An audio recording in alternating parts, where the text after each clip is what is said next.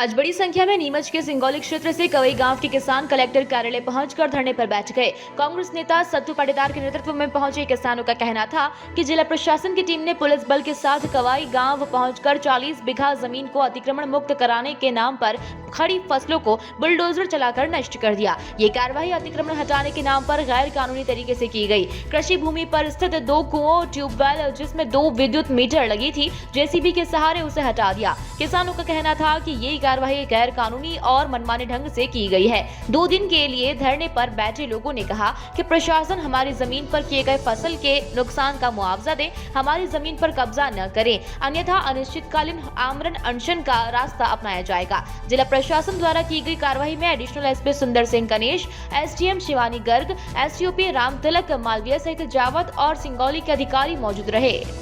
Sir, हमारा मामला ये है कि सिंगौली तहसील के अंतर्गत कवई गांव है, जहाँ एक सौर ऊर्जा के प्लांट के नाम से किसानों को परेशान किया जा रहा है।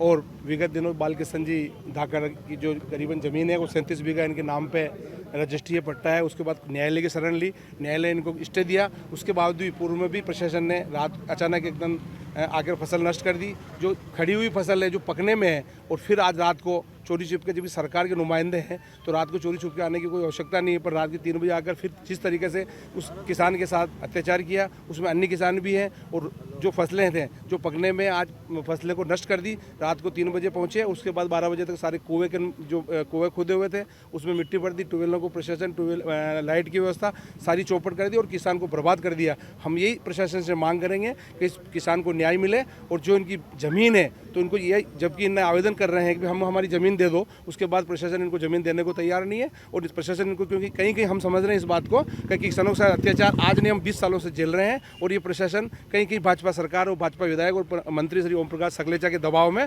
इस तरीके से किसानों के साथ रोंदने का काम किया जा रहा है, जो हम कतई बर्दाश्त नहीं करेंगे। और चाहे किसान, जब तक किसान को न्याय नहीं मिलेगा हम इसके साथ खड़े रहेंगे कंधे से कंधा मिलाकर। और जब तक जो किसान के साथ, अन्नदाता के साथ अत्याचार कर रहे हैं, किसान तो एक बार फिर मिट्टी खा के अपना शरीर चला लेगा, पर ये जो मंत्री और सकलेचा और विधायक हैं, ये हम जब अन्न उगाएंगे, खाने के पश्चात ही इनका जीवन चलेगा। हम उनको खुला चैलेंज देते हैं कि किसानों के साथ अत्याचार बंद करें और जनता से आमने सामने बात करें।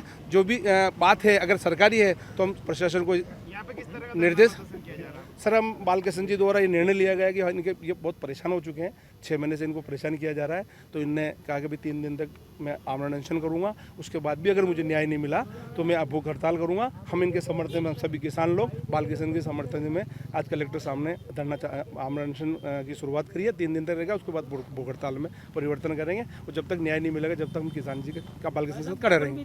ज्ञापन में क्या मांग रखी है? सर, ज्ञापन आज छुट्टी होने के कारण हम क्या सूचना काफ़ी दे रहे हैं कि हमने आमरण अनशन चालू किया है, और उसके बाद भूख हड़ताल में परिवर्तन होगी। हमारी मांग, पहली मांग है कि इनका सीमांकन, इनकी ज़मीन दी जाए, जो जिस तरह का जो लाखों रुपए का नुकसान किया है उसका मुआवजा मिले और किसान को अपनी ज़मीन का हक मिले। उसके लिए ये कहना कि हमारी जो मेरी निजी ज़मीन है वहाँ कोर्ट द्वारा यथास्थिति स्टे भी लगा हुआ है, और उसके लिए कोर्ट में मैंने सही दस्तावेज पेश करके वहाँ मेरी लड़ाई कोर्ट में चल रही है। लेकिन ये प्रशासन उस चीज़ को न मानते हुए ज़बरदस्ती आज तीसरी बार जेसीबी लेकर पूरी जो दीवार थी उसको, और जो चने की फसल खड़ी थी उसको नष्ट कर दिया।